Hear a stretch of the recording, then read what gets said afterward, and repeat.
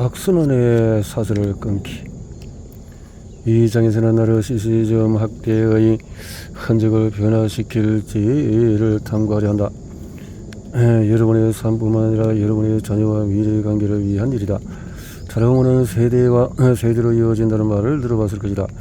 여러분의 경험을 깊이 이해할수록 그 말이 사실임을 깨달을지도 모른다. 나르시시즘 학대가 세대에 끼치는 영향은 특히 복잡하다.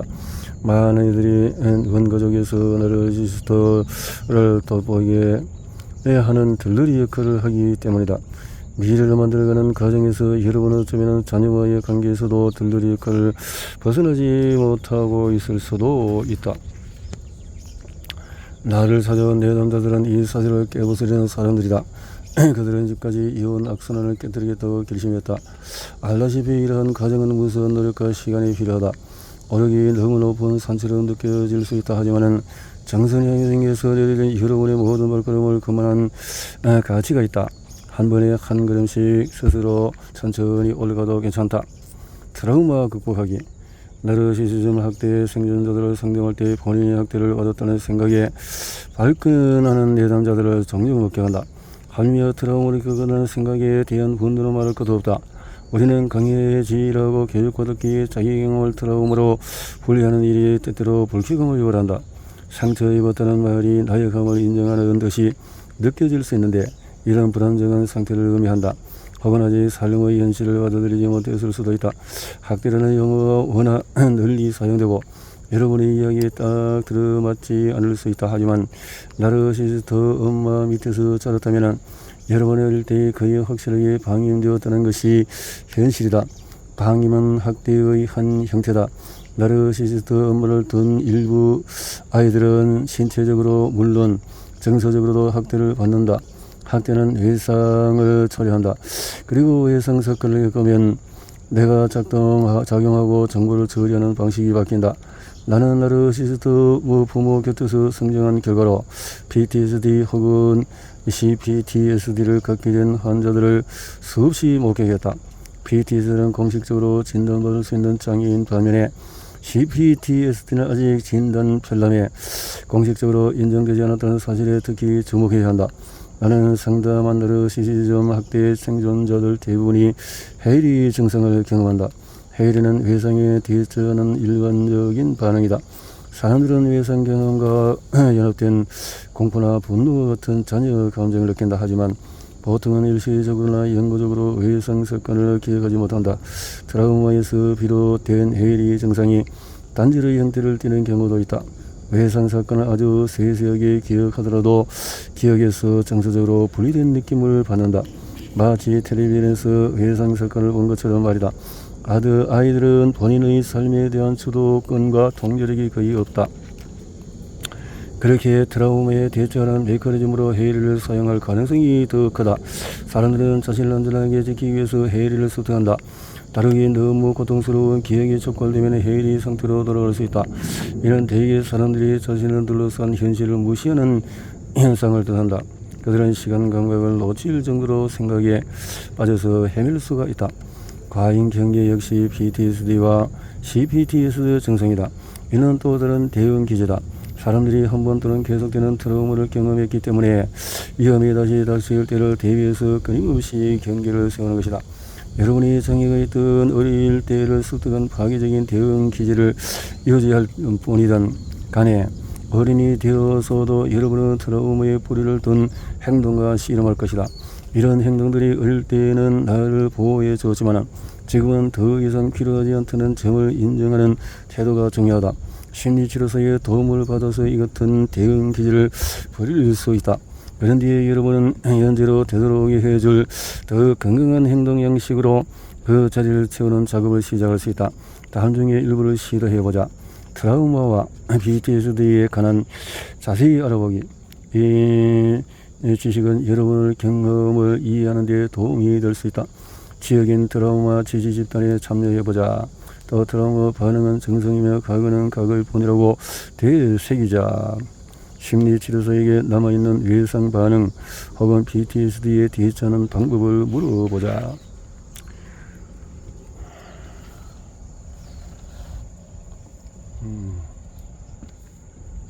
PTSD에 대해서 물어보자.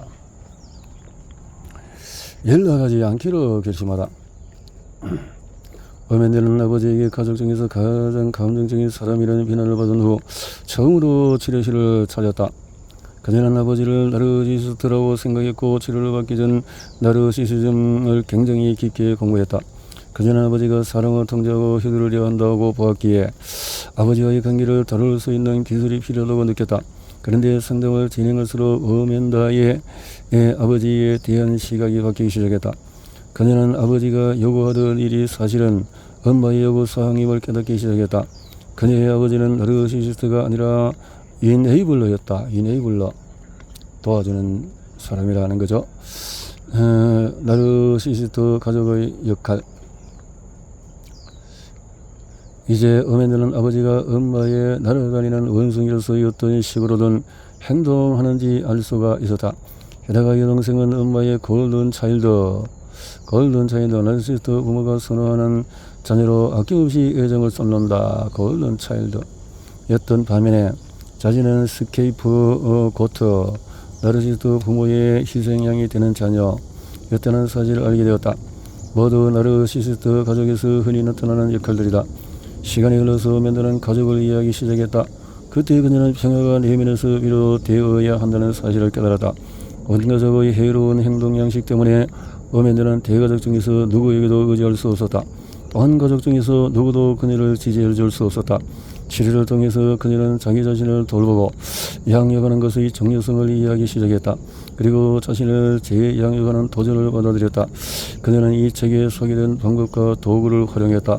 어린 시절의 내면 아이와 접촉하기 위해 자신만의 방법으로 철저하게 훈련을 했다. 유아기를 벗어나면 열리는 길. 어멘드는 회복하는 과정에서 다양한 길을 따를 수 있을 만큼 유연하고 호기심이 많았다. 하지만 어멘드는 유아기에 갇혀 있었다. 그녀는 상담실에서 자기 감정에 대해서 모두 이야기하기 전까지 몇 주 동안은 앞으로 나아갈 수 없었다. 이 장애물은 어멘드가 어린 아기처럼 자기 감정을 표현할 말을 찾지 못하고 있다는 점을 보여주었다. 이 사실을 깨달은 후에야 어멘드는 어린아이였던 자신이 설명할 수 없었던 감정, 즉 두려움을 말할 수 있었다. 그리고 다음 발달 단계로 나아갈 수 있었다. 치유 여정의 정점에 이르렀을 때 어멘드는 지금까지 만난 모든 여행의 자기 자신과 만나는 상상을 했다. 하와이의 한 해변에서 현재의 그녀가 모두를 사랑스럽게 보호해주는 장면을 상상했다. 그녀는 온전함을 느꼈다. 인생의 발달 단계에서 만난 모든 여행의 자신을 돌려주었기 때문이다. 어멘드는 자신에게 사랑과 무조건적인 수용을 베풀었다. 어린 시절을 관통하는 단계에서 그녀는 앞으로 나아가기 전에 필요한 시간만큼 스스로를 치유했다. 예상할 수 있듯이 이 작업은 몇 달이 소요되었고 울고 웃는 과정의 연속이었다. 어멘드는 모든 과정을 끝까지 해냈다. 인생에서 스스로가 만들어낸 사랑과 지지에 집중했고 자신이 소중하다는 사실을 깨달았다. 자신이 소중하다는 사실을 깨달았다. 무너진 자존감을 회복하는 길. 자존감은 개인이 느끼는 전반적인 자기 자체감, 가치감, 혹은 자기 존중감을 의미한다. 나르시시스트 업무를 둔 딸은 일반적으로 자기 가치를 인식하는 데 도움이 되는 어떠한 인정도 받지 못했다. 여러분은 모든 에너지와 관심을 나르시시스트 엄마에게 쏟아부었다. 그래서 진짜 나 자신과 내게 중요한 것, 나의 내적인 가치를 탐구할 시간이나 힘을 남겨두지 못했을 것이다. 여러분은 자기 자신을 사랑하는 법을 배우지 못했다. 더욱이 엄마의 그늘에서 살며 비난을 들어왔기 때문에 여러분의 자존감은 크게 손상이 되었다. 어쩌면 여러분은 스스로를 매우 부정적인 시각으로 볼 수 있다. 다행히 우리는 이 문제를 해결할 수 있다. 여러분은 이미 회복하기 시작했다. 회복으로 가는 3단계, 회복으로 가는 1단계로 자기 자신을 사랑하고 존중하는 연습을 하자. 2단계, 자기 자신을 신뢰하라는 것이다. 몸은 우리에게 계속 메시지를 주고 있으니. 세 번째, 사실에 집중하는 것이다. 나르시시스트는 여러분이 어떤 사람인지 그럴듯한 거짓말을 늘어놓으며 수년간 여러분을 멋대로 휘둘렀다. 하지만 엄마는 현실을 통제하지 못한다. 여러분은 내면의 부정적인 목소리에 갇혀 있었을지도 모른다. 하지만 한 인간으로서 자신이 누구인지 중립적인 사실들을 진지하게 검토해 본다면 어떨까? 시간을 들여서 크든 작든 내가 이룬 성취에 대해서 생각해보자. 여러분은 학사학위를 받았거나 금미를 죽이는 대신에 병리에 가둔 뒤에서 부르던 사람일 수도 있다. 여러분에게 이뤄낸 결과물이 있고 여러분은 가치 있는 사람이다. 가치 판단을 배제하고 자기 자신에 대한 정리적인 사실들을 적어보는 것도 도움이 될 수 있다. 적어놓은 사실들을 크게 소리내어 읽어보자. 이제는 여러분의 초점을 자기 자신과 치유와 성장에 필요한 것으로 옮겨야 할 때다. 자기 자신에게 집중해서 나르시스트가 되지 않는다. 단지 여러분의 상처로 치료해야 하는 시기일 뿐이다. 또한 속도를 줄이고 생존 모드와 과잉 경계 상태에서 벗어나야 할 때다. 자신에게 주의를 기울이고 마음을 써야 하는 시기이다. 매일 화근의 힘, 회복 과정에서 흔히 사용될 때까지 된 척하라는 말이 있다. 생각하고 믿고 행동하고 한 일을 이미 생각하고 믿고 행동하고 있는 것처럼 구울라는 뜻이다. 매일 확인하는 연습을 시작하면서 자기 자신에게 좋은 말을 건네는 행위가 생소하고 어색하게 느껴질 수 있다.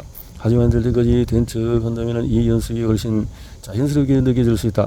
여러분의 입에서 나온 친절한 말들이 진짜 실현될 수 있다고 생각하기 시작할 것이다. 어색함을 뚫고 나아가서 자신에게 멋진 말을 건네자. 내면에 살고 있는 소녀에게 너는 소중하고 강한 존재임에 지금까지 늘 그려왔다고 말해주는 행위야는 상상 이상으로 중요하다. 나는 종종 내담자들에게 화근의 문장을 아침에 가장 먼저 볼 수 있도록 화장실 거울에 써붙여 들어보곤 한다. 여러분이 스스로에게 하는 못된 말들은 어릴 때 받은 메시지이다. 간단한 예를 들면 다음과 같다. 나는 소중하다. 나는 내가 자랑스럽다. 나는 사랑을 받을 가치가 있다. 나는 영광하고 강인하다. 나는 최선을 다하고 있다. 이렇게 스스로 자기의 친절한 말을 하도록 권장을 한다. 자기 자신에게 건네야 할 가장 중요한 말은 여러분이 진짜로 믿는 것이어야 한다. 그러니까 위 예시를 출발점으로 삼아 본인만의 화근을 추가해보자. 본인만의 말을 추가해보도록 해보자. 그래서 건강하게 자신을 위하는 일. 여러분은 자신을 뿐만 아니라 여러분 가족을 보호하기 위해서라도 스스로를 소중히 여기고 사랑해야 한다. 사랑을 해야 한다. 삶을 잘못 잃었기 때문에 자신에게 주의를 기울이고 마음을 써야 하는 시기이다. 여러분의 직관을 따르고 해로운 관계에서 벗어나야 한다. 전략 몇 가지를 살펴보자. 스스로를 보호하기. 짐작했듯이 자기 자신을 보호하는 방법에는 경계 설정하기도 포함이 된다. 따라서 여러분은 이미 이 과정을 잘 따르고 있는 셈이다. 나르시시스트 엄마와의 상호작용이 지인을 빼놓긴 하지만 스스로 중심을 잡는 일이 얼마나 고단할지는 예상하지 못할 것이다. 엄마는 멋대로 행동하고 여러분을 조정하는 데 익숙하다. 여러분이 이 악순환을 멈추려 한다면 엄마는 강수를 두려워할 것이다. 이는 어떤 행동이라도 바꾸려고 할 때 예상할 수 있는 반응이다. 엄마의 격한 반발은 지나갈 것이다. 심리학 용어로 말하면 정적인 강화와 부적인 강화를 통한 호전적인 조건 형성에 관한 것이다. 만약에 여러분이 엄마와 전화 통화를 하고 있는데 엄마가 경계를 침범한다면 바로 엄마가 경계를 넘었다고 말하자. 그런 뒤에 전화를 끊으면 된다. 엄마가 원하는 여러분의 시간과 관심을 여러분이 빼앗고 있기 때문에 이것은 부적인 강화다. 엄마가 여러분의 경계를 존중한다면 정적인 강화로 엄마의 행동을 보상해 줄 수 있다. 예를 들어서 여러분이 엄마와의 점심 약속을 취소해야 하는 경우 딸이 엄마를 사랑하지 않는다는 식으로 비난해서는 안 된다고 엄마에게 말했다. 이후에 여러분이 점심 약속을 취소해야 할 때가 되면은 엄마는 이 일에 관해서 무리하지 않은 태도로 여러분의 경계를 존중한다. 여러분은 이렇게 말할 수 있다. 오늘 점심같이 못 하는 거 이해해줘서 고마워. 이 말은 여러분의 한계를 존중하는 엄마의 행동을 강화한다. 앞서 말은 가정에 전념하면서 여러분의 경계를 강화했을 때 스스로에게 친절함을 보여줄 수가 있다. 가족 보호하기. 여러분은 엄마가 여러분의 자녀와 배우자 혹은 여러분과 가까운 사람들까지 조정하려 한다는 사실을 알아차렸을 것이다. 이는 나르시시스트가 보이는 전형적인 행동이지만 간과하기 쉬운 부분이기도 하다. 여러분이 직접 겪는 경험이 아니기 때문이다. 엄마는 여러분에게 직접 연락을 썼으므로 여러분이 어떻게 지내는지 물어보려고 사회에게 문자 메시지를 보낼 수 있다. 엄마는 여러분도 함께 느끼기 시작하는 힘의 상실을 견디지 못한다. 외모는 자신의 영향력을 유지하기 위해서 다른 방법들을 시도할 것이다.